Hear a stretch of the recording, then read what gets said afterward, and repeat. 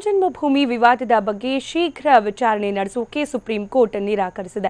ಶೀಘ್ರ ವಿಚಾರಣೆ ನಡೆಸೋಕೆ ನಮ್ಮ ಬಳಿ ಸಮಯ ಇಲ್ಲ ಅಂತ ಸುಪ್ರೀಂ ಕೋರ್ಟ್ ತಿಳಿಸಿದೆ. ವಿವಾದದ ಮಧ್ಯಸ್ಥಿಕೆ ವಹಿಸುವುದಾಗಿ ಈ ಹಿಂದೆ ಸುಪ್ರೀಂ ಕೋರ್ಟ್ ಹೇಳಿತ್ತು. ಹೀಗಾಗಿ ರಾಮಜನ್ಮಭೂಮಿ ವಿವಾದದ ಬಗ್ಗೆ ಶೀಘ್ರ ವಿಚಾರಣೆಗೆ ಕೋರಿ ಬಿಜೆಪಿ ಸಂಸದ ಸುಬ್ರಹ್ಮಣ್ಯನ್ ಸ್ವಾಮಿ ಅರ್ಜಿ ಸಲ್ಲಿಸಿದರು. ಅರ್ಜಿಯ ವಿಚಾರಣೆ ನಡೆಸಿದ ಸುಪ್ರೀಂ ಕೋರ್ಟ್ ರಾಮಜನ್ಮಭೂಮಿ ವಿವಾದದ ಶೀಘ್ರ ವಿಚಾರಣೆ ನಡೆಸುವುದು ಸಾಧ್ಯವಿಲ್ಲ ಅಂತ ತಿಳಿಸಿದೆ.